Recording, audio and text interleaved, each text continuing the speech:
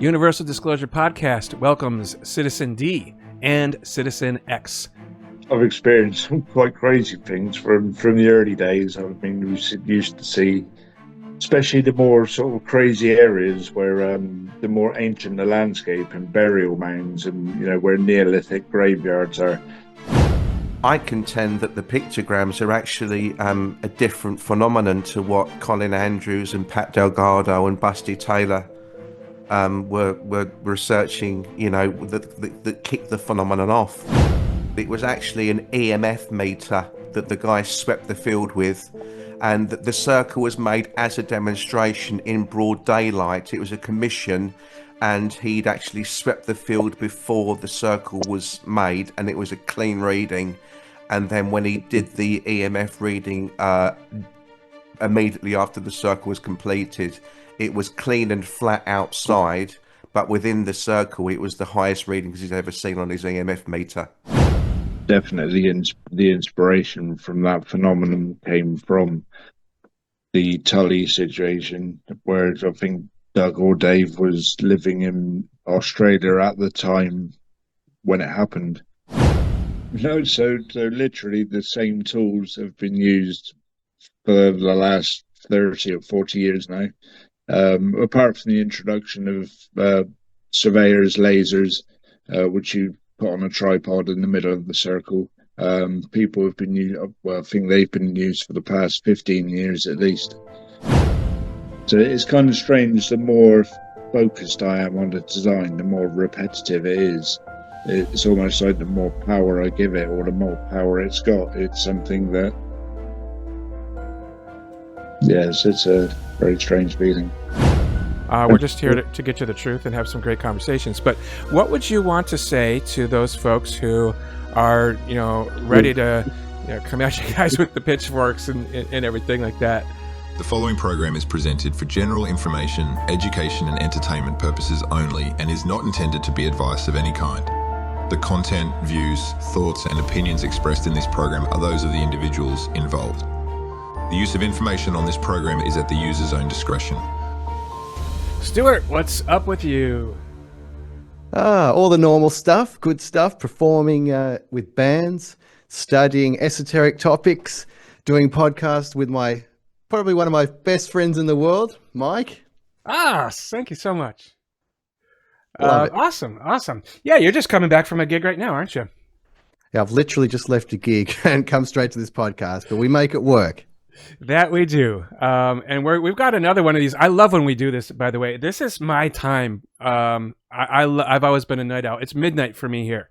And for you, it is what? Oh, it's just coming up on 5 p.m. Okay. And then for our guests, it's going to be like 8 a.m. I love when we circle the world with our conversations, literally. Wow, but 8 a.m. is pretty rough, Mike, isn't it? As long as it's not me, yeah. That's fair. I think I got the best deal here. You probably do, but I've always liked the later night hours. But yeah, we're trying to make it work for the UK guys, and they were actually pretty okay with 8 a.m. So. Okay, guys. So that means we've got two people we're interviewing today. Oh, yeah. So this is going to be interesting. I'm not sure how to approach this one. Today we're going to be talking with Citizens D, plural.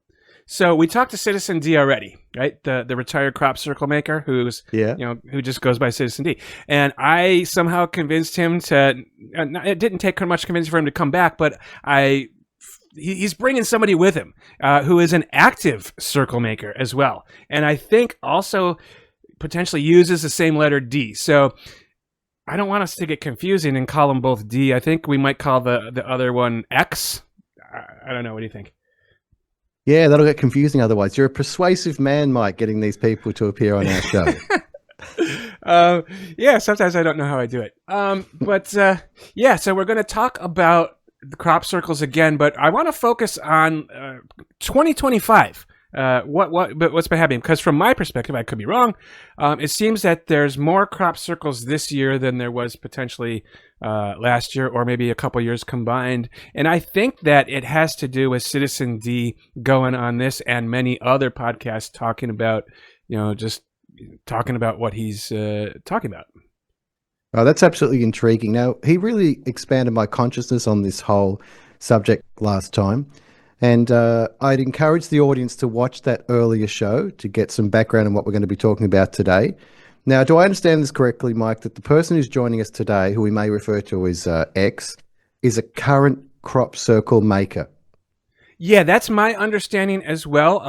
So we'll be corrected if need be. But I did ask specifically, like, hey man, do you know anyone who's currently out in the field, and would they be willing to talk with us? And here we are. Okay, so that's why they're both anonymous on the show, which is not something we normally do, but we want to hear the inside scoop on this crop circle deal. Exactly. And the reason that they're both anonymous is because there's no statute of limitations. And again, oh yeah, thank you. Don't make crop circles. It's illegal. Right. Unless you have the farmer's permission, you shouldn't be doing it. But nonetheless, we can't control the world. So that's why they are, for their own protection, going to be anonymous.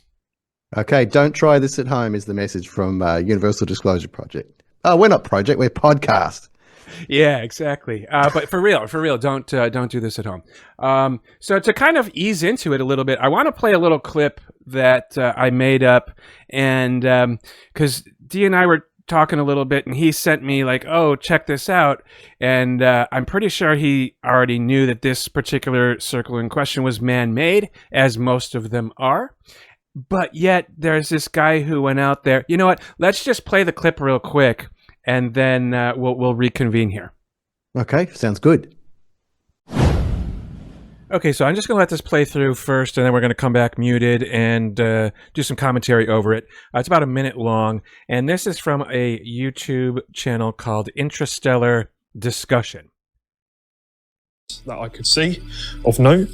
Now here, watch this. Again, areas in the red, RF, magnetic alert, electric alert as well.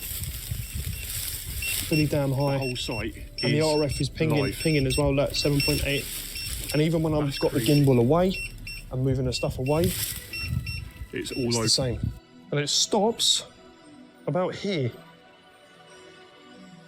And there's the centre section there, so that's pretty damn far. Now, using a multimeter for the centre of the crop circle itself versus the outside edge, there is quite a stark difference there. I mean, the outside was kind of even, like it didn't really fluctuate too much versus the inside section.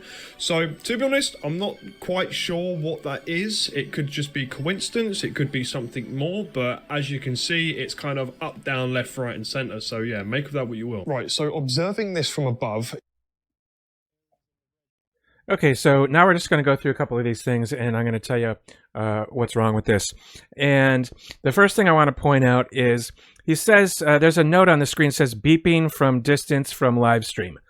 In the video, he talks about the meter beeping, and now I can only assume that he put the note in after the fact when he realized the meter itself wasn't beeping, but he had some other device there that was beeping, telling him he's too far from his live stream. I'm just making assumptions there, but that's what it appears to be when it says beeping from distance from live stream. But when we go back to this meter, I'm not familiar with this particular meter, the VTER3.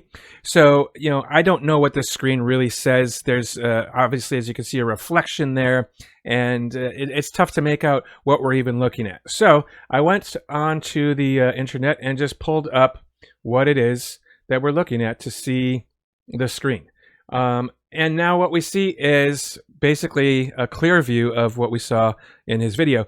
On the top, it says electric field green zeros, electric alert red 100, magnetic field green zeros, magnetic alert red 40, and RF strength green zeros, RF alert red 20.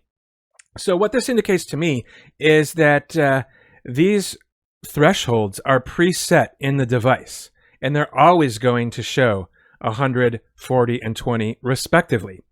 And in the video, we see 0 on the electric field, 0 on the magnetic field, and only a minor amount on the RF strength. And I'm pretty darn confident the reason that there's any RF reading at all is because whether it's his camera phone or whatever recording device he's using, that's what's picking up here. So there's literally nothing is showing on this meter that he's freaking out that it's going wild with. So that's I don't know what to say to that. It seems pretty irritating. He seems like a smart guy. I believe he's potentially doing this intentionally. So now this next one coming up is the biggest thing for me. I'm gonna pause the screen for a second. Look in the top left corner, and I'm going to zoom in on that for you as well. Now notice that, he's got a split screen here and he's showing, I don't know why I can't see it here, but I did see originally the electrodes, or whatever you want to call them, the diodes were plugged into the earth and they were just sitting there and nothing was moving on them. But on the left-hand screen, when he's in the crop circle, you're going to see, watch how he moves the nodes around. He's wiggling the nodes around. And that is, simultaneous to this alleged spike that we see, which is, in my opinion, hardly anything as well. So that's my analysis. Whether it's intentional or not, I'm not going to make accusations, but this is bunk. And I don't even know why we're looking at the volts. We're not interested in volts. When we're looking at crop circles, we're interested in magnetic fields. But nonetheless, that's what I got. Mike, you definitely had your investigator cap on there. I'm impressed. I saw him wiggling that node or that sensor, and that was good you pointed that out. Yeah, I mean, it was pretty... when I first saw that, that was the first thing that jumped out to me. First of all, like the volts, like why are we even measuring volts? Nobody cares about volts in crop circles. And secondly, the difference there was practically nothing.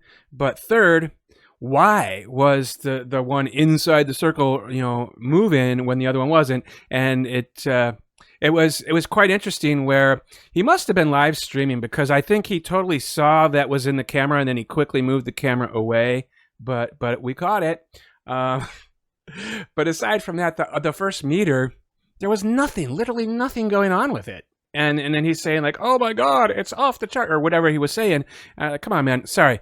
So we should ask these guys if they know anything about this particular circle as well, and see if it's already known to be man-made or what.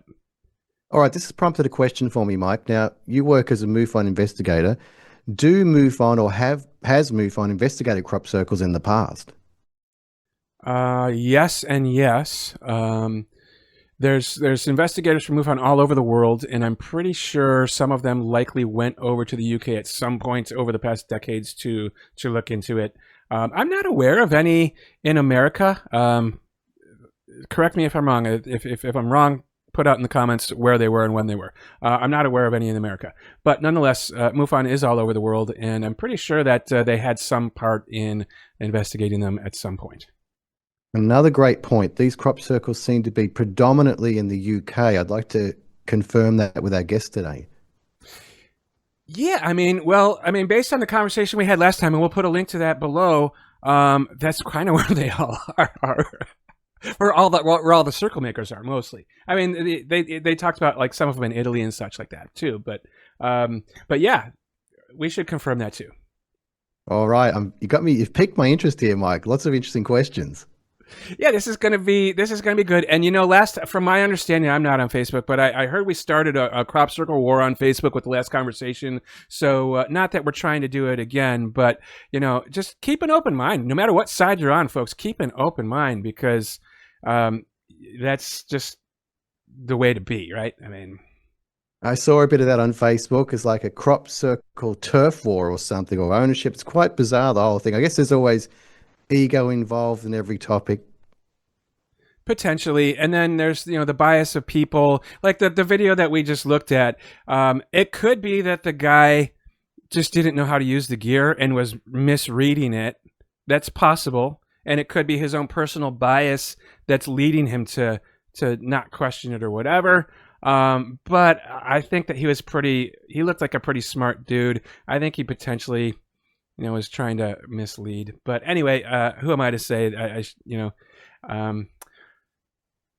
Yeah, I mean, I'd even be up for having that guy on a show one time, Mike, to ask him about that.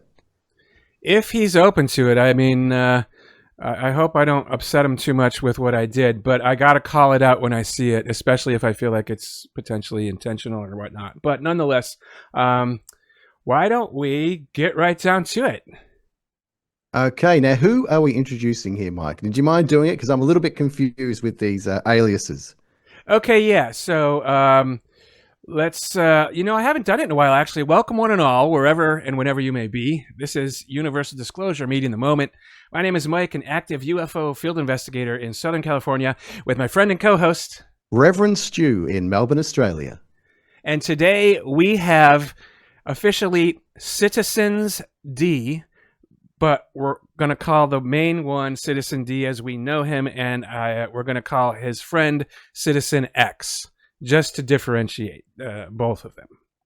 All right, thank you, Mike. That's going to help me as well. Okay, so Universal Disclosure Podcast welcomes Citizen D and Citizen X.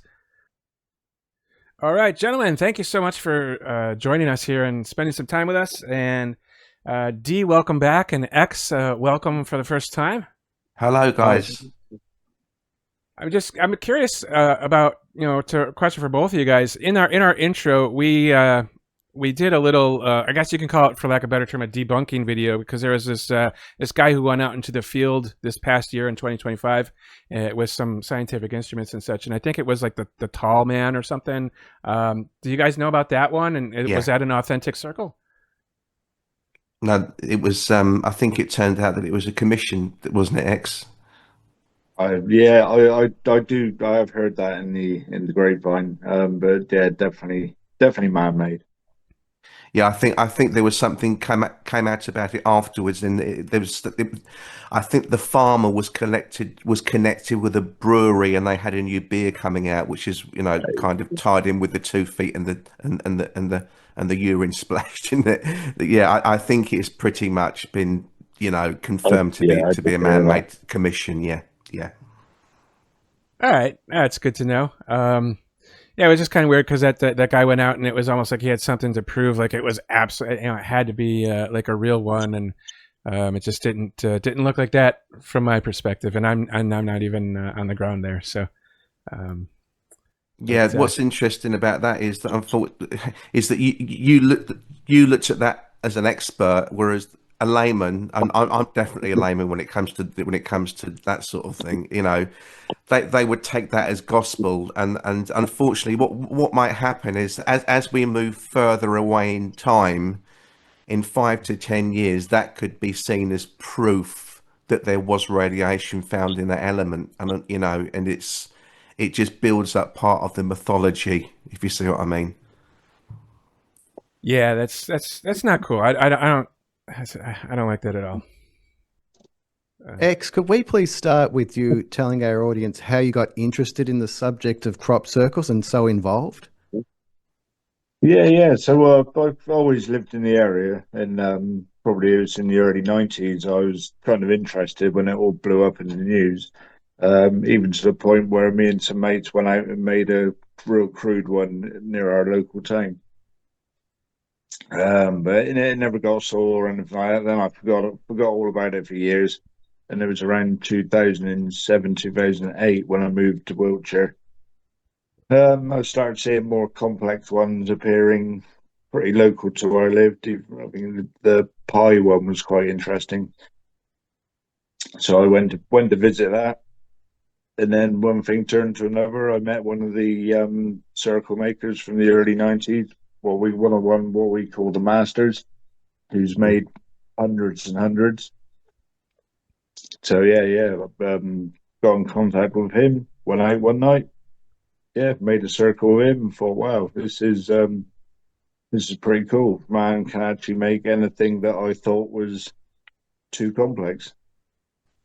How do they recognize you as someone who's interested in the topic to approach you? Like, is there almost like a secrecy or a secret society aspect to it where they check to see if you're interested and they approach you, or do you approach them? How does it work? Well, I think this was quite a synchronistic event, to be honest, because I was in Wiltshire at the time. I created some Facebook page back in sort of 2008 when it first came out. Just basically about aliens and crop circles and nothing in depth. And this guy from the Swindon area messaged me. We went out and looked at a few circles, even made a couple ourselves. and then the master, what we call the circle maker, got in contact with him, and basically it was just kind of synchronistic event, not really advertising or there was just you met that person, and that was it. Years later, I made my own teams. When I made a few circles, so I've pretty much made hundreds over the last 15 years. Why do you do it? Like what do you get out of it, or what do you feel when you do it? So originally it was a good buzz. It was almost the buzz of the hoax and the buzz of seeing your artwork in this amazing landscape from an aerial point of view. I mean, you've got this diagram of the artwork that you're going to make, all measured up on a3 piece of paper. It looks pretty good, but when you actually see that from the air with all the natural ancient landscape around it, it's actually a real buzz. It's really amazing to see. Do you get inspired to create a design, or are you an artist already? Would you describe yourself as an artistic person? So yeah, I was always interested in geometric art right away from the 90s when the original crop circles appeared. Yeah, I was kind of very interested in art and design, and a lot of the designs are inspired, and some of the designs I've done are quite topical to the years of what's going on. So yeah, I just kind of gain inspiration from all sorts of areas, and I mean, there's been some amazing events of the synchronicity of the designs I've put down and designs I've done, and yeah, some crazy situations. So, well, speaking about that, I wanted to ask you about that because when we talked last time with D, he was talking about all kinds of wild stuff that was happening. Have you ever experienced anything like that? In terms of phenomenal things while you're either before, during, or after you're making the circles. So yeah, I've experienced some quite crazy things from the early days. I mean, we used to see, especially the more sort of crazy areas where the more ancient the landscape and burial mounds, and where Neolithic graveyards are. And it could be something to do with the mind, but while you're there, and it's even a couple of friends had the same, people who were making the circle with us had the same feelings of shadows appearing sort of nearby in sort of almost like human form, but large, which we just coined as shadow walkers. So it'd be like shadows floating around and changing shape, and then they'd disappear. It was, it didn't worry us, wasn't really interested. It was just an observation, and I think my friend got a bit spooked about it, calling them the shadow people. So I've had that type of experience, and also something we call cosmic flashes. And so we're sort of making a circle, and it's usually around 2 or 3 o'clock in the morning. You get this bright flash, like almost like a millisecond of a camera flash, real bright. Almost lights up the whole sky, but just for a millisecond. Originally, I used to think, it was me getting tired. It's my eyes, that sort of thing. So nothing to worry about. And I'd see sort of 5 or 6 of these flashes. And it wasn't until I was making one circle, we'd finished the circle, walking back, and boom, this massive flash, really bright, appeared. And me and this guy just looked at each other, saw the same thing at the same time, and that's kind of confirmed to me that these flashes do happen. And I know that D, I think he's experienced the same thing, especially with the flashes. Yeah, I remember hearing about that. So D, one of the things I wanted to clarify with you, last time you said that there were no pictograms that were unaccounted for, but were there? What about plain old boring circles? Are there any of those that are unaccounted or not accounted for? I'm not sure if X agrees with me because I've never spoken to him about it, but my contention is that the that Led Zeppelin cover, which was like that you know, the forks and the door keys and the corridors and the wheels. I contend that the pictograms are actually a different phenomenon to what Colin Andrews and Pat Delgado and Busty Taylor were researching. You know, that kicked the phenomenon off. You know, I don't think it's the same thing. I think that the pictograms, through using Occam's razor, that the pictograms are you know, man-made. Then by definition, you know, by extension, if you're looking at the single circles that kicked off the phenomenon, and their precedent, as you know, was the Tallynists, I'm not really sure if it's the same thing. I think they get lumped in together because it's indentations in fields, but I don't actually think it's the same phenomenon. I'm not sure what X thinks, but that's how I feel about it. I think it's evolved from the original, you know, the original designs of what caused the phenomenon. It's actually evolved and changed. Definitely to a more man-made perspective of it. Yeah, well, what I think is interesting is when, you know, the literature and that the authors say, well, they became more and more complex because the ETs had to like proliferate their message in increments so that it didn't freak us out. I mean, that's part of the polemic where I just go, that's just, you know, that's a bit silly. You know, it's just humans getting better and better at crafting their art. You know, as soon as we could do straight lines, the whole thing changed. But I think it's, you know, it's slightly incongruous that we apply some of the scientific, you know, examination of the very, very early circles, that they then apply it to the later pictograms as well. I think it's misleading if they're two different things. Well, on that regard, I would definitely raise my eyebrows if you had the proper meter and you took it out and you had you know, a magnetic spike. And I think the last time we talked, you said that there was a man-made pictogram that did have some type of magnetic spike, if I remember. Was that correct? That was I looked into that after I spoke to you guys because I wanted to check that. I mean, Mike, you know more about this than I do, but it was actually an EMF meter that the guy swept the field with, and the circle was made as a demonstration in broad daylight. It was a commission, and he'd actually swept the field before the circle was made, and it was a clean reading. And then when he did the EMF reading, immediately after the circle was completed, it was clean and flat outside, but within the circle, it was the highest readings he's ever seen on his EMF meter. Now that's wild. And let me say, I'm not a crop circle expert either. I don't want to make myself out to be. I've never physically set foot in one. My knowledge is textbook only. But you know, when we were talking about that video earlier, I just knew that, you know, the guy wasn't using the stuff correctly. But that's wild to me. Like a man-made glyph or whatever you want to call it produced some type of reading. It's I don't know what to say about that.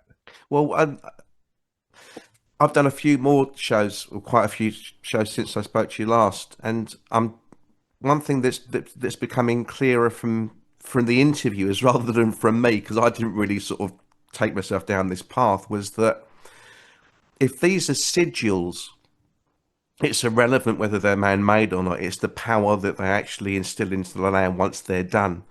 And a pagan that I spoke to who did one of these interviews with me said it's kind of irrelevant, you know, how it got there. It's the power of the sigil once it's in there, and the fact that it's, you know, as X says, and the fact that we all know that it's in like the Neolithic tombstones and the graveyards that this is happening.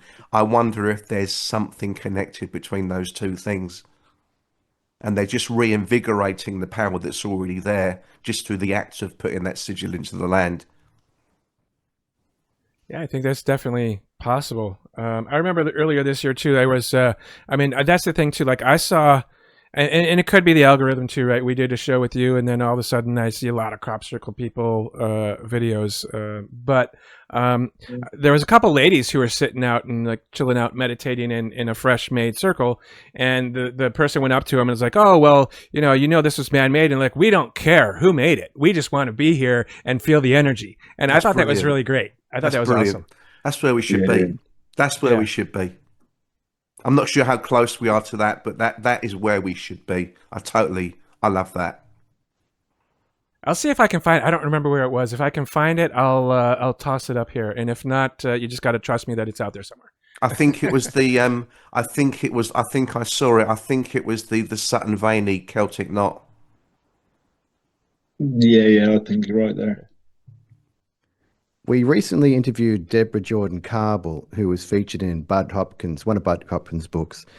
She mentioned that a craft, in inverted commas, landed and created a mark in the ground, which was there for some time, and it did have some weird phenomena. She told us that snow would melt in that patch. There are a few other phenomena, and I'm wondering if that's the genesis or the inspiration for the original crop circles. Would you know what shape? Did she say what shape it was, Stuart? Good question. Do you remember what she said, Mike, about that, or did she mention? Yeah, shape? it was a circular. It was a circular shape. It wasn't a perfect circle. I think she'd be okay with it. I will just throw that picture up real quick. What I'd say, maybe, Stuart, there is that that sounds more like it's a CE2, based on the terminology which was coined by J. Allen Hynek. CE1 was, viewing the phenomenon. CE2 was physical traces, and CE3 was contact. That just sounds like it's more like a CE2 event rather than a crop circle. Although it does tie in with those tally nests, with the tally nests as well, which kicked off the phenomenon, based on in Australia. That's just one aspect of what she described. There was a CE3 aspect to her encounter as well, but I get the point you're making, though. Cool. Yeah, I mean, I don't know, Stu, I don't want to assume I know what where you were. I think what you're wanting to get at there was they had a Geiger counter out there as well. It seemed like there was definitely a radiation aspect. Debbie got sick, as did her dog. It sounded like a radiation type of a poison thing, and the mark stayed for many, many years in the ground. Like the grass wouldn't grow right, and it was it's quite something actually. Yeah, sounds like a CE2 to me, and not necessarily created to crop circle phenomenon. It's just like an indent. I've heard of it before in the literature. Yeah. I'm wondering if the crop circles were an homage to that kind of phenomena and a way that a genesis or catalyst for the whole crop circle thing. Well, if you've got to dig a bit deeper there, Stuart, because if those early ones were, in parentheses, real, then I'm not sure if it's, if it's not so much a homage, it could be the same thing, because as I said, I'm not sure if X agrees with me, but certainly with those very, very early ones, there's a lot of questions still unanswered about those things, and I think it's a different phenomenon. Yeah. But for the sheer fact that no one ever came forward and admitted to making them, apart from Doug and Dave, but there was certainly some events that nobody knows that they did or didn't make. But the definitely the inspiration from that phenomenon came from the Tully situation, where I think Doug or Dave was living in Australia at the time when it happened. And when they came back to Wiltshire back in the probably 60s, late 60s, early 70s, was when they started to discuss about let's create something similar. That's fascinating. Hang on. Yeah. So X, you're saying Doug and Dave, the famous crop circle makers from the UK, were living in Australia around the time that the first Tully nests were coming out? I'm not sure which one of them was, but yes, one of them was in Australia at that time. Okay, well that muddies the waters a little bit, right? Yeah, heard all the commotion on the news because it was a big thing. Then when they came back to Wiltshire, they were both artists, anyway. And then, they'd go to the pub, do some watercolor painting, chat about it, and that's exactly where the inspiration came from. Let's go make some patterns in a field. Every single pattern they did make was in a bowl, so it could be viewed from above. So most of their formations were like that to start with.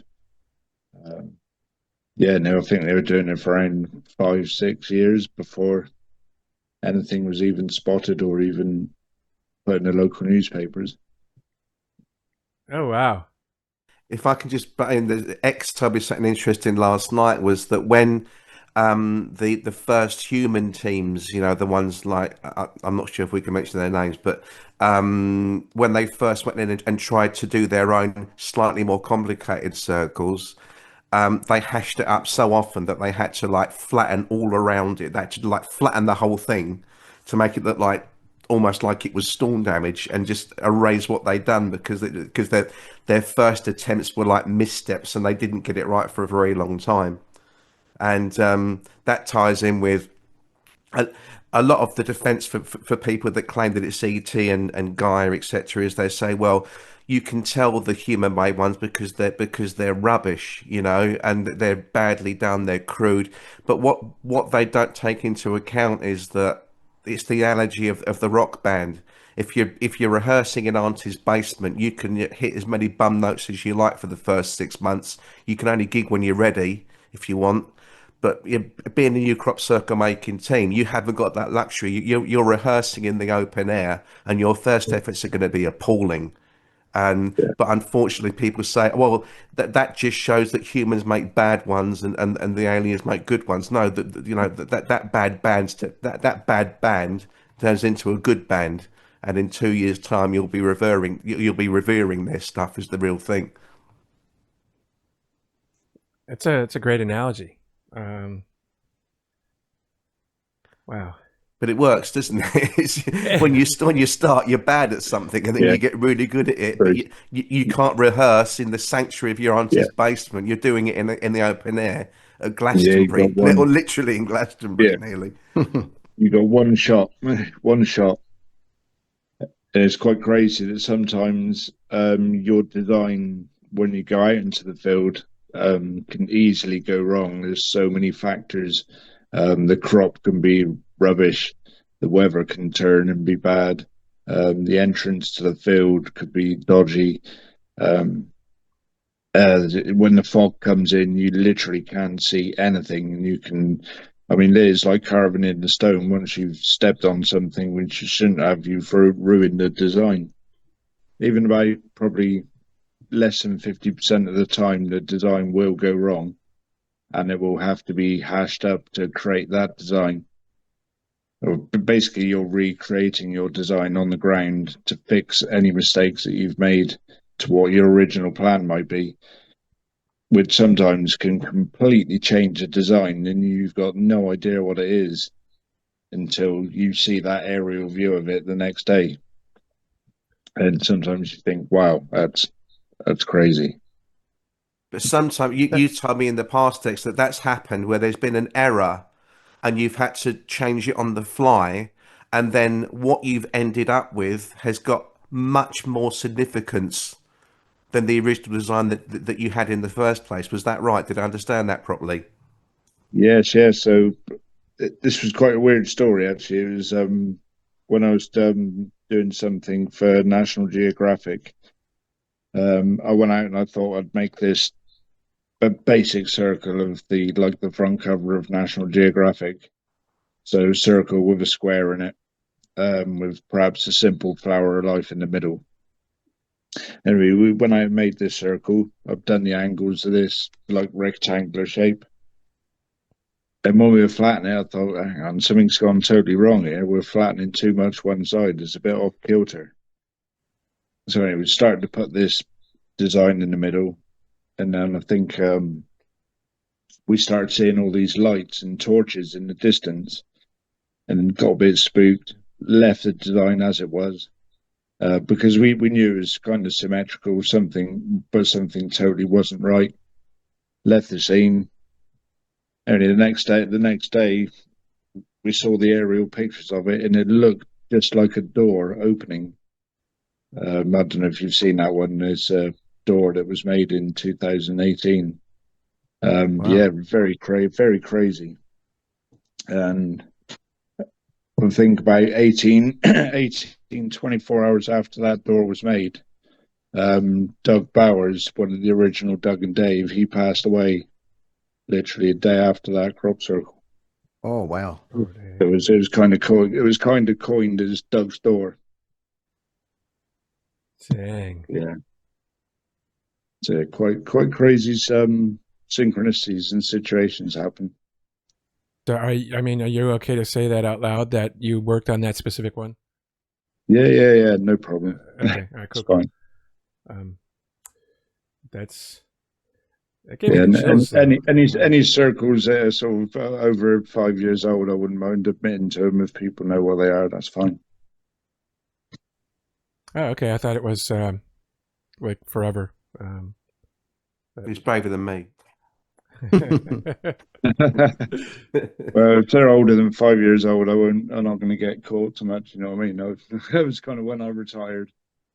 It sounds almost like graffiti artists, you know, you don't want to admit that you spray painted all over the wall near the train station. Well, this is at the end of the day, it's criminal damage, and it's as nice as the artwork is, you are trespassing and causing damage in a farmer's field. Some farmers recuperate the money, some farmers get angry. I think where I am is that, you know, the mantra is that as soon as the authorship is claimed, then the magic is dispelled and the magic is taken from the circle. But I suppose if it is like a long time ago, it won't matter that much because it's already done its work, if that makes sense. Yeah. Yeah, but still, I mean, if I don't know, like if I were a farmer, as much as I like this conversations, and you guys put something in my field that cost me a bunch of money, even if it was 10 years later, if I could, recoup that, I would. Yeah, that's kind of where I am, and that's why. As I said, he's braver than I am. But in any event, is there like, I guess maybe for the both of you, maybe it's a silly question, but like over the years, we've sort of talked about the evolution of it, but I'm kind of curious from the nuts and bolts side in terms of the gear, if you're open to generally talking about that. Is there newer technologies nowadays that wasn't there a long time ago? Such as like, GPS stuff or laser pointers, and I don't know, just like, is it easier to do it today than it was before, or is it still equally as complicated? That's one for you, mate. No, so literally the same tools have been used for the last 30 or 40 years now. Apart from the introduction of surveyors' lasers, which you put on a tripod in the middle of the circle. People have been used, I think they've been used for the past 15 years at least. Nothing new, only basically the advance of the art and the artists. It kind of peaked in the mid 2000s and it went a bit downhill again. I mean, because it's not the easiest thing to do, to be honest. But basically, surveyor's laser in the middle can create any lines protruding out from the circle. So you can literally, with that, you can create some nice straight lines and an infinite amount of designs. Nice. Like how do you come up with even the designs? And is there a way to figure out, based on the design, how many team members you need? Yep, definitely. So the size of the circle is, kind of dependent on, if you want a 30-meter circle, you can do this with a team of 3 or 4. You can do simple designs with just a team of 2. And anything 40 to 50 meters, you need a kind of a team of 6 or more. So there's a lot of some have a lot of space and flattening, some have a lot of straight lines, and even the smallest one can have complex sort of geometry, lots of lines, lots of marking out. That can take a lot of time. So yeah, every design, you need to look at that design and size, and based on how big your team is. So there is a lot that goes into it. I mean, 75% is probably just design, planning, organizing the team, scoping the area. You know, your last 25% is actually making the circle itself. How do you scope the area? Do you go out just like individually, or do you go out as a team? Like, I don't know that's when you said that, that sounds interesting to me. Like if I'm, again, I'm putting myself in a position of like, I'm the farmer and I'm seeing somebody in my field. Like, what are you doing out there? Like, how does that all work? So kind of over the years, if you sort of, well, I live in the area with tons of fields all around me anyway. Between where I am in right up through Wiltshire, Dorset, Somerset, Devon, and when when you're into this sort of thing, when you're just driving around, driving to work or driving with your family, going out different places, your eyes are looking at the fields everywhere around you. But there's always similar spots that are close to ancient monuments, or spots that have really that have amazing views of the nature and the scenery and the rolling hills. And when you're driving along, you think, oh yeah, they want to look really good there. Or so always spotting places and looking for places to park and that sort of thing. So then, is there ever a particular area that is maybe used more than once? And is there ever a particular area that's just like off limits that no one would ever go to and put a circle in? So I think there is now. There was a sort of big hotspot in Wiltshire, all around sort of Avebury and Honey Street, where the Barge Inn is, which used to be like a pub where all the croppies would all come together for the summer. All that area is pretty much now out of bounds because some circle makers and farmers had a bit of a confrontation. Farmers literally now cut anything that goes into their fields, which we've seen even this year. I think two crop circles were put into fields where farmers that they know will cut them out, well, they should, and that's what happened. So even farmers in the Wiltshire area, they know the crop circle makers, especially 10 to 15 years ago, they knew who they were, and they wouldn't tolerate it anymore and cut them out. That's why they've spread to different areas over the last, say, for 10 years. Okay, I'm very interested in the esoteric layer of this entire phenomenon. Now, early on, I was wondering if they're produced by what might be termed as ETs or Gaia, the Earth. I wondered where they were coming from because I saw the intricacy of them, and the ones you're talking about on the cover of the Led Zeppelin, I think it's the Greatest Hits album, are absolutely stunning. I thought no one could produce something that amazing, but I've really come round after our first interview, Citizen D, to thinking, okay, these are man-made.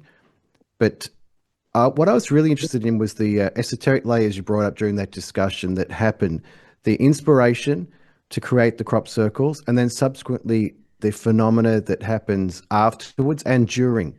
So, X, could you perhaps discuss a bit more of that? And I'm interested in what's inspiring you, why you're still doing this, and do you expect to have esoteric things happen when you do it, or is that just an added bonus?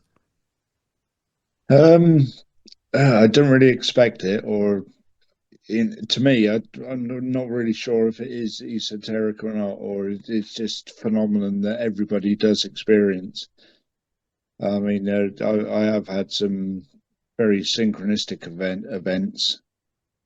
Particular one of I don't know. You talk about the inspiration as well. particularly inspired to create this jellyfish design. I think it was from an experience I had probably when I was about 16, 17, of these strange reoccurring dreams of it literally was alien beings coming out of the sky and hovering in front of the window. Looked like these jellyfish beings, like blue iridescent color. So yeah, when I was into the crop circle and designing in the early days, I had this jellyfish in mind, and I just kept drawing it and refining it. And that was at the point where I got in contact with one of the sort of the master circle maker. Produced my diagram to him. He looked at it and was like, yeah, that's really cool. We'll make this, we'll put it in the field. And he adjusted it slightly so it would be more logistical to work with in the field. So we, three of us, we went out. It's quite a famous crop circle. Three of us went out, made this circle. And it was really, really nice to make, really nice night. Turned out really well. And then there was, turned out to be a really amazing circle, hit the newspapers and sort of boom, went worldwide. And it was probably about 6 months later. A friend of mine was telling me the guy went into a pub where all the other circle makers were, and this other circle maker said to him, "What the hell have you done? Stole my design and put it in the field. Wow. That's real disrespectful of circle makers." And this guy was like, No, it's not my design. It was designed by someone else I know. And he literally, another circle maker, had almost the identical design of the jellyfish that we made that night. So it was quite a strange event. That's amazing, because it's such a specific design. Now, Mike, correct me if I'm wrong, but some of the crafts or ETs that are seen have a jellyfish kind of look about them with tentacles or something. Have you seen something like that? Okay, yeah, Stuart, we've been doing this so long, you are starting to read my mind, because I was totally going to jump in and say exactly that. So, X, if you're open to talking about it, I am interested to know what like you said, these beings were like floating in the sky. Have you seen the recent what's being called the jellyfish video? I think it was over a military base somewhere. Have you seen that one? Not sure if I've seen the video, but I did briefly hear about the jellyfish craft. Yeah. Okay, because what I'm trying to figure out is what you saw similar or potentially identical to that? Because it didn't look like a craft per se.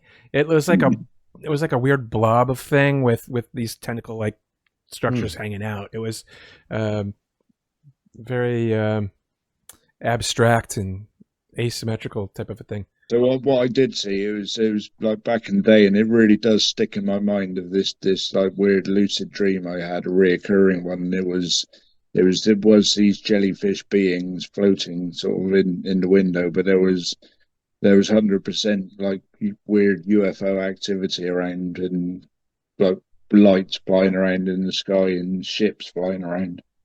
But that was kind of a weird reoccurring dream I had, which kind of stick it in the back of my mind. But that's where the inspiration for this jellyfish crop circle came from.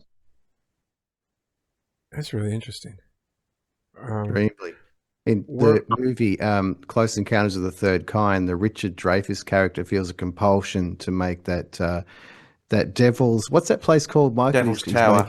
Devil's Tower, yeah. He feels a compulsion to make that. It sounds similar to me with this kind of experience, and a compulsion to replicate it or illustrate the phenomena. I personally do get a lot of this experience of compulsion with design. So like even like the avatar I'm using at the moment, that was a strange design. It was super compulsive. I mean, it was I can talk about this one. It was on my Instagram account in 2015, and I was continuously drawing this design over and over again in various forms, and I do pyrography as well, where I etch and burn into wood, so you get the black pattern. So I was even designing this on wood and um, various mediums. And then in 2018, again another circle. That was a crop circle I made. Where I took a team of 6 out, and that was where we saw a lot of these cosmic flashes. So it's kind of strange. The more focused I am on the design, the more repetitive it is. It's almost like the more power I give it, or the more power it's got. It's something that, yes, it's a very strange feeling. That's feeling quite like a sigil. I think, D, you mentioned the sigil aspect before. He did, yeah, almost like intent. A lot of intent goes into it, so that intent can be of the design can be transferred into the land when you're, placing that crop circle down. Cause it's like 3 or 4 hours of just the intent of that design going into the land. And it could possibly be, that's where these readings are picked up. Who's to know? Just very, very quickly, all I would say is that that's very relevant in that there's this like thing that's misconstrued where people will say because they've had an incredible experience in a crop circle, then that proves that it can't have been man-made, and I think that is a bit of a misnomer, really, because if there's that intent going into it, and if it is a sigil, then again, it's what Mike said. It's irrelevant how it got there, but it just seems to be that people say, well, something incredible happened, so therefore it must be non-man-made, and I think that is a mistake. Now, during encounters, some experiences see symbols. In the Betty and Barney Hill incident, I think Betty saw a star map, which she was able to recreate. So there's a kind of a symbol. Have you had this kind of thing happen too, D, where you've had some? Have you ever had any kind of encounters where you've seen symbols or had symbols in lucid dreams or been inspired by symbols? Not symbols, but I just had that event that I told you about where I had 2 different designs in my dream, and I could only get one of them down. And then the other one was done in the next field by another team that I couldn't see, and they couldn't see us. Right. Yeah, that's the closest I can get to that, really. But that was quite a major one, because that was dream driven, and that dream wouldn't go away until it was done, and then I never had that dream again. That aspect's fascinating. I'm wondering. I don't know if D or X or D, probably you would be potentially the one to look into this, but there's got to be something between all the circle makers that you have in common, even if it's not obvious. I don't know, like whether it's blood type or personality. I mean, something somewhere. I feel like there's got to be a common denominator of the calling to do this. Well, I'm not sure if X can confirm this, but certainly in my case, and this is something I see with that may be a common thread, is the first time that I drove to this area to get involved and go to see the circles. And as I said to you before, if there was 10 to see, but you knew that 2 were definitely man-made, as a believer, you just wouldn't, you'd write those 2 off. You just go to the other 8. But certainly the first time I drove to the area, I had this absolute feeling of I'm back, even though I'd never been there before. And you have this connection that it's like you're almost getting the residue of our forebears that have put the stone circles, thousands of years ago. There's something within the area where you do have this reverence to it, and it's like you're half remembering something, but you can't quite put your finger on it. And one common thread that I have seen is that a lot of circle makers share this half knowledge, if you see what I mean, and they share this reverence to the land, and and there's a compulsion there. That's certainly the case in my case, anyway. X, would you agree with that, or? Yeah, definitely a draw to the land.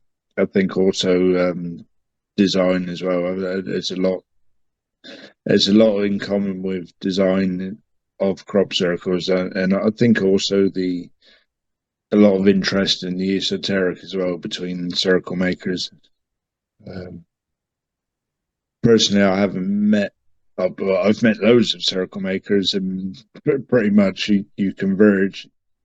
You make a circle in the night. You don't really talk to each other much. And then you go back and do what you do in your daily life. So it's a very strange relationship you do have with other circle makers and even your own team members. They're more sort of acquaintances where you literally hardly see each other's faces. You meet up, you discuss a plan and design over, say in a pub for an hour, get out in the field, make the circle, and then bugger off home, and then you're done. So you don't see half these people all winter. It's literally 10 times during the summer a maximum, and then back you go.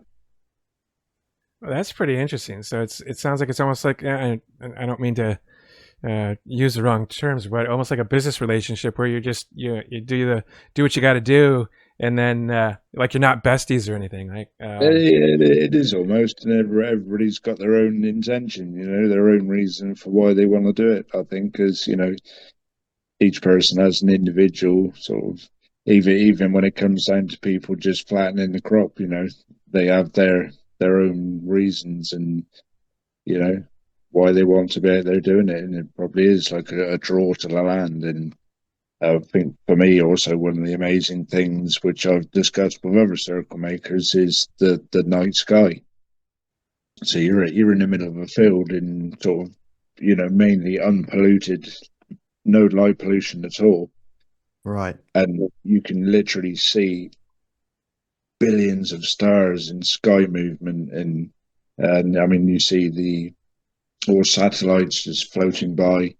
You can see the moon rise and the moon set, and we were making one circle on a full moon, and there was clouds coming in, and I mean this amazing moon rainbow appeared, and it was quite a rare phenomenon.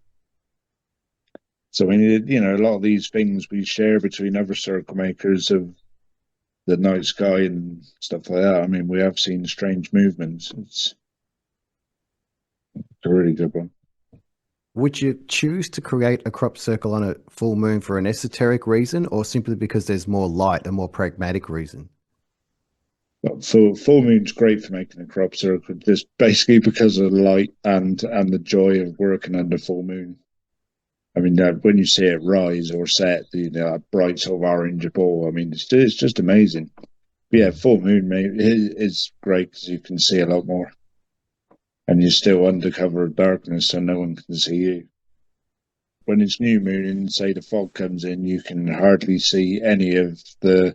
Because to lay down the circle, you need to build up some construction lines first.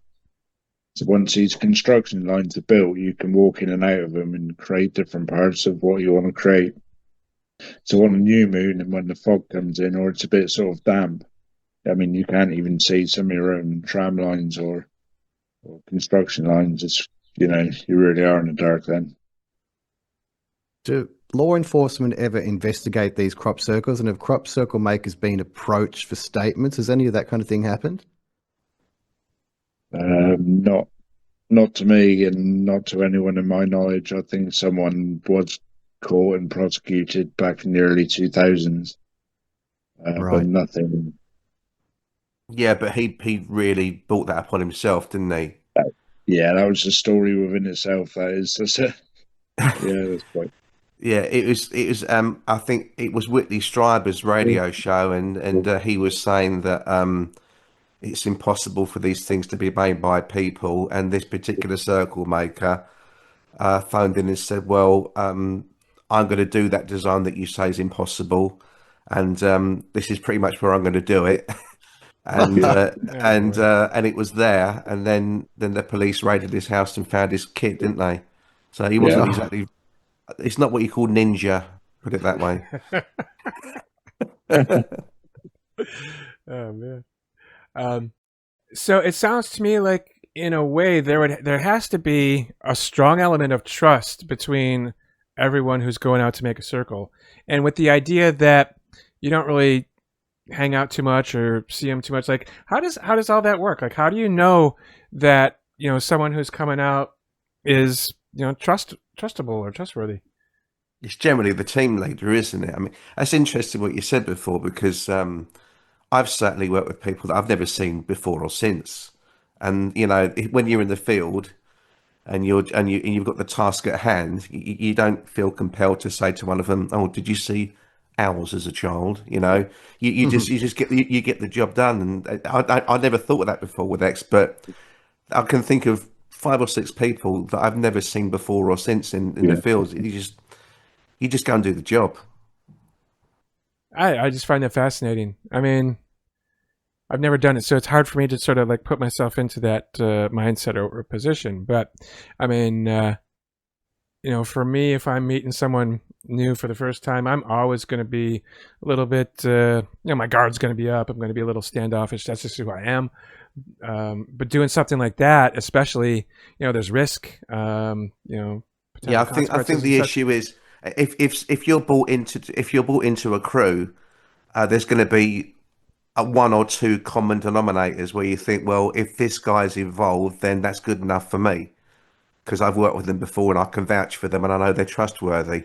I'm not sure if it's the same with X, but if somebody that I didn't know, in fact, I had this actually when I was active, people were approaching members of my family on Facebook and asking, would your relative be interested in coming out and doing this? And like, I didn't know that from Adam.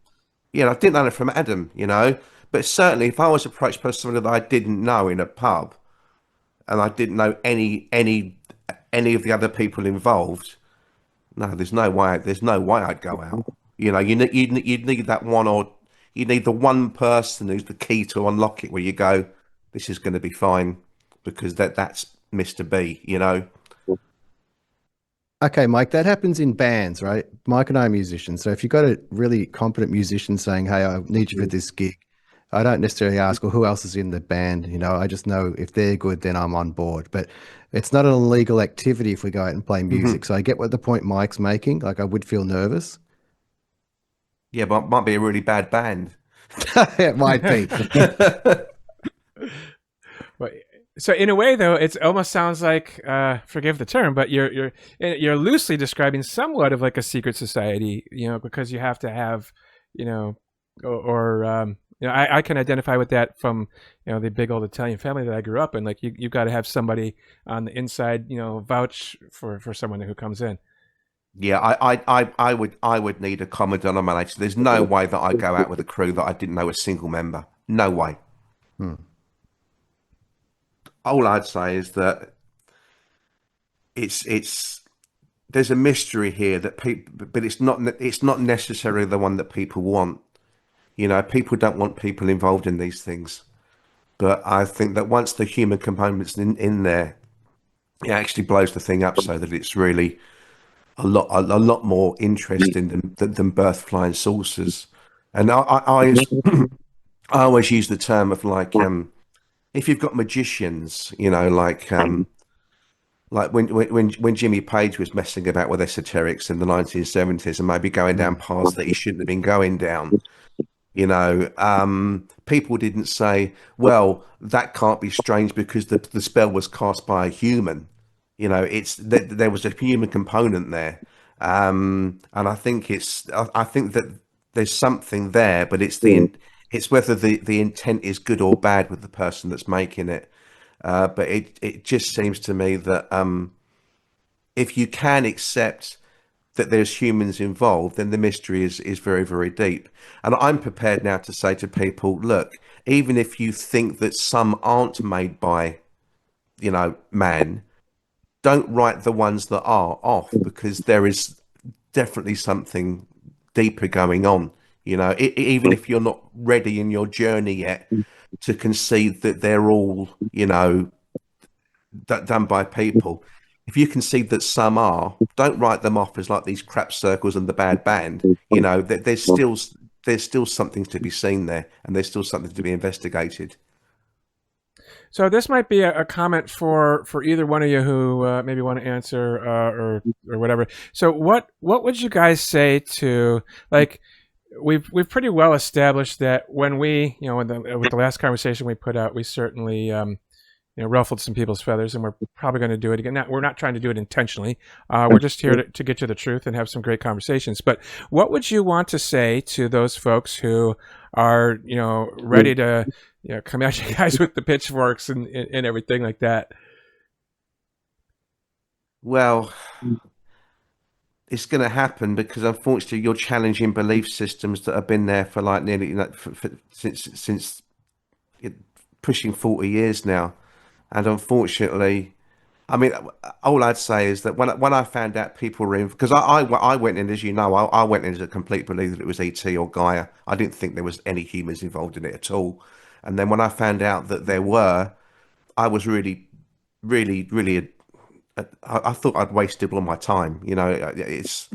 I felt really angry for about 10 minutes, and I thought, well, hold on, if you've got people involved, then it's a much deeper mystery, but people just can't get over that thing. They just, and as I said before, I think it's really clunky, and it's really been overlooked or brushed over, the fact that we had those first single circles, the Tully-ness, and then the first circles that influenced Doug and Dave, the single circles, they were birthed, they looked, aesthetically, they looked like birthed UFOs. That's what they looked like. They looked like landed flying saucers. But as soon as we got into the Led Zeppelin cover, that polemic should have been blown out of the water, because no UFO looks like that. But unfortunately, the connection between UFOs and crop circles was already so ingrained in the psyche that they actually had to keep UFOs in there. But they suddenly became not landed flying saucers. They then became messages from our space brothers. And I think that's a really clunky jump, and I think that's something that needs to be looked into more. Yeah, I can definitely understand what you mean by we're challenging people's belief systems, especially deeply rooted ones. I mean, we've got a fair amount of delay here. It's September 20, we're now 2025 when we're recording, and this will go out mid to late October. But at this moment, a couple days ago, we saw recently a video that was put out in the U.S. Most recent hearing, as it were, for UAPs, and it really looked quite interesting, of a missile shooting at a UAP, and what looked like the missile sort of goes right through the UAP. There's no explosion. The missile keeps flying, and then a couple pieces fall off, and everything, the UAP and the pieces keep flying. And then I saw somebody who did some really great work on investigating and analyzing the video, and they have convinced me that what we're looking at was a missile being fired into a balloon. But when I started to tell people, like, people ask me, like, oh, what do you think? Well, that's what I think. And then I'm sharing that link. Some of the responses, the immediate responses were, oh my God, I couldn't even believe it. Like, people were like, no, that's not true. That person wasn't qualified, or it was analyzed by someone qualified, and they said that it was you. I mean, it's just like, so people are going to believe what they're going to believe, kind of no matter what. I think. Yeah, there's a deeper level to that, because if you come out and say something which contradicts somebody's view, and you do it with evidence, they'll say, well, you're part of the disinformation program, so they've got to you. When you're going to cash your CIA check? We get this, literally. We get these, we get these examples, and they say, and if you come back, especially if you come back with hard facts, then they say, well, there's obviously funding behind your lies, and it's really deep, and that's how big the cabal is. If you say, well, there's a report there that contradicts what you say, especially when it comes to bent not broken, stalks, and with phototropism, they just accuse you of being, well, there's obviously funding behind you that you've been able to get these reports done that contradict what you're just perpetuating the lie. That's the polemic that comes back a lot of the time. Yeah, it's quite interesting. And sometimes even I don't know what to think. If I didn't have my own sightings or experiences or whatnot, I would absolutely think that all of this was just nonsense and some type of a government psyop, as it were. But I've had my own stuff happen, so that's why I'm here trying to get to the truth. Cool. Thank you both for the really interesting information. You got me thinking here. I love that some of these crop circle makers, including yourselves, have had some encounters and experiences which have subsequently inspired them to create the crop circle. So it's got me wondering how many have that background. And well, I guess we'll never know. But there seems to be an artistic layer to this too. So artists are always tuned into this other side of reality. As Mike and I know, we're both artists. We've been inspired to write and create music. It's a beautiful thing. So I absolutely understand why you'd want to be creating crop circles. So X, I'm kind of curious if you happen to know, I don't know if you would or not, but what, if any, type of relationship did the two people who came up with the jellyfish design at the same time? Did they know each other at all, or were they friends? Were they enemies? Like, any insight on that? Because I find it fascinating that two different people can come up with the same exact thing at the same time. That was crazy.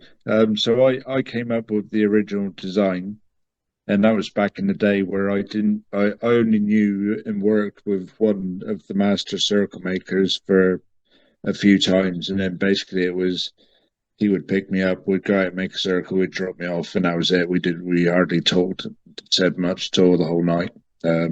Just an experience.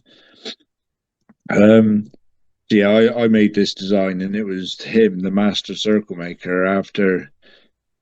After he'd helped me make it, and we made it together, he was at the pub, and there was another circle maker. He was another really good circle maker, and it was them two that had the argument. And he said to the circle maker that made my circle, "What the hell are you doing, copying my design?"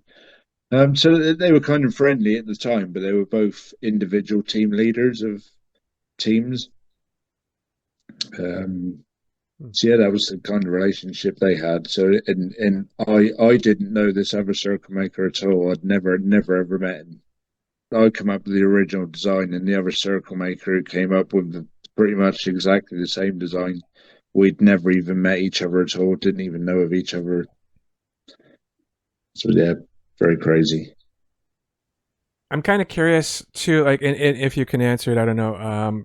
Feel free to just say you can't. But like, what year was that? What I'm trying to figure out is like, in terms of like when we started, because like when the video came out, that it's all well and good, but in our database we already had that shape going and being reported. So I'm just trying to figure out like if make the connection potentially of when that was put into the field. Were there already people reporting that shape, or was it after that? That's what I'm trying to look for here. So I'm not sure if it was reported after or UFOs were reported after, but this appeared in Uffington in 2009. I mean, you can Google that and it'll probably pop straight up. It's like Uffington Crop Circle 2009. So I think when it originally came out, there was no sort of viewings or images of any jellyfish, UFOs. I think what it was mainly related to at the time, what a lot of people were seeing were its relation to some sort of magnetic events from the sun. Because obviously, once you've made your crop circle, you'd always look at all the blogs that appear on the website, linking all these images, and everybody's crazy conclusions about what it could mean and stuff like that. And I think there was like an invasion of jellyfishes somewhere after it happened, which was also reported. I mean, and anything that anybody can link to it would be posted on this website. Okay. Just because I'm, the geeky nerd that I am, I'm going to go and do some research in terms of what year we started, at least getting reports of them. I don't know. I'd be surprised if it was actually that far back. I know it's been a couple of years at least, but I don't know if it necessarily goes back that far. It's pretty interesting though. Very. I found a total of 176 reports worldwide containing the word jellyfish reported to MUFON between 2004 and 2025. Most of which were in the USA, but there were several from the UK, Germany, China, and South Africa. Prior to 2004, jellyfish was not a term that was really used. 2013 and 2017 were peak years for jellyfish sightings, but they have representation each year for the past 21 years. I might make a forecast that 2026 might be a peak year for jellyfish sightings, but that's just speculation based on the visual charts seen here. That remains to be seen.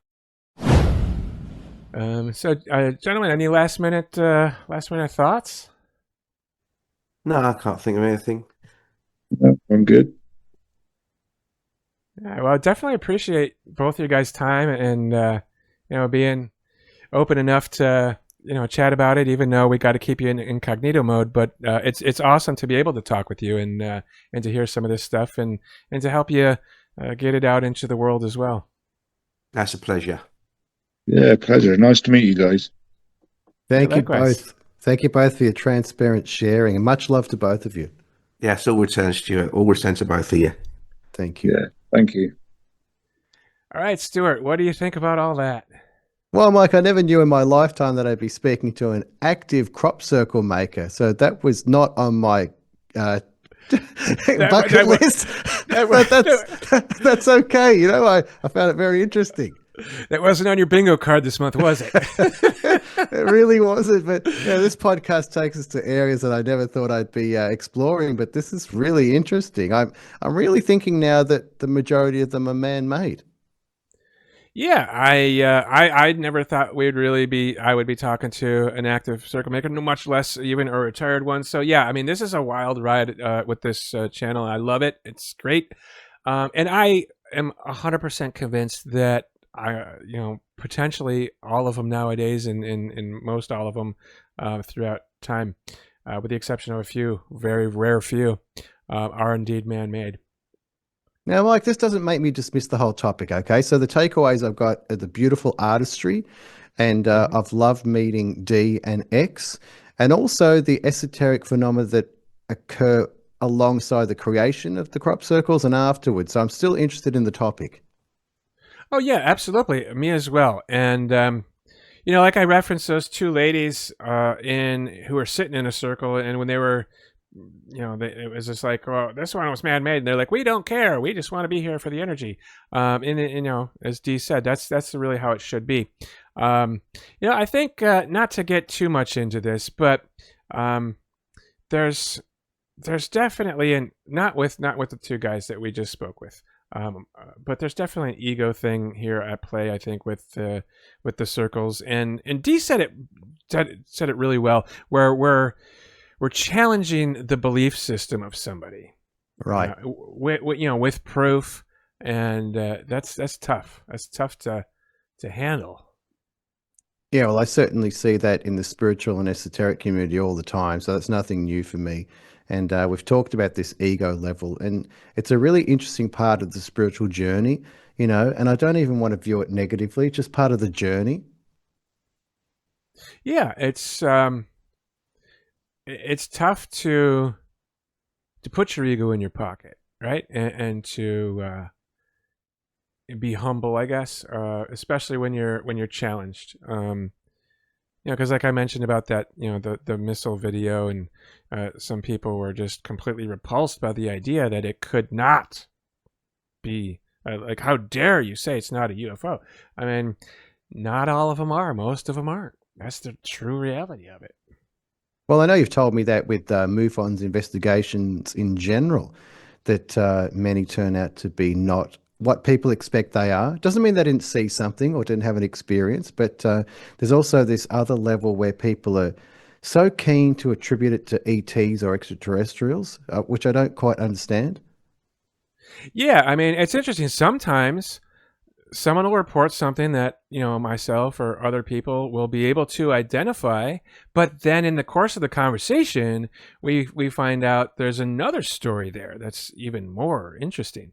So you never know. Like, that's why, you have to take all of them, seriously and give them their proper due. But, yeah, it's there's unfortunately there's people out there who, for whatever reason, they want to or need to believe in it so much that they are completely opposed to the facts, I guess. And like, it's really, as Earl always said, the phenomenon doesn't need our help to be any more wild, or those weren't his exact words, but he frequently would say, like, we don't need to make it more than what it is, because it's fantastic all by itself. It's really our own psyche and consciousness that we're exploring here, Mike. I realize that more as we go along with this podcast. It's actually fascinating on that level. Yeah, I absolutely agree with you 100%. And it seems that, I don't really pay too much attention to any more podcasts anymore these days. But the few that I still do, it seems like there's a consensus that everyone is getting to sort of the same thing. This is about our own consciousness, our own understanding. We're talking about multi-dimensions now. We're so far beyond, the beings from other planets in our solar system. Like, it's so much deeper than that, and so much more, in a way, exciting and mysterious than that. Yeah, I'm still on board, Mike. So let's keep exploring together here. I hope you're enjoying the journey out there along with us. Yeah, and as always, please hit the subscribe button and make sure you click the bell notification too, because I'm hearing that some people aren't getting notified for whatever reason, which is kind of strange. But make sure you do that. Thanks for sharing us. Feel free to comment or reach out. And oh yeah, by the way, audio only, folks. If you want to reach out to us just to say, good job, bad job, or suggestions for future shows, our email address is universaldisclosurepodcast@proton.me. And I kind of feel like there's a whole bunch of people who are tuning into the audio only aspect. I see you downloading them, but we don't really have a way to interact with you. So I want to make sure that you know that we appreciate you, and feel free to reach out to us. Very nice. I like that, Mike. It's well thought through. Yeah, because I want to hear from those people too and have them actively involved. Absolutely. So as always, we'll be back again real soon. All right. Much love to you. Take care. See you next.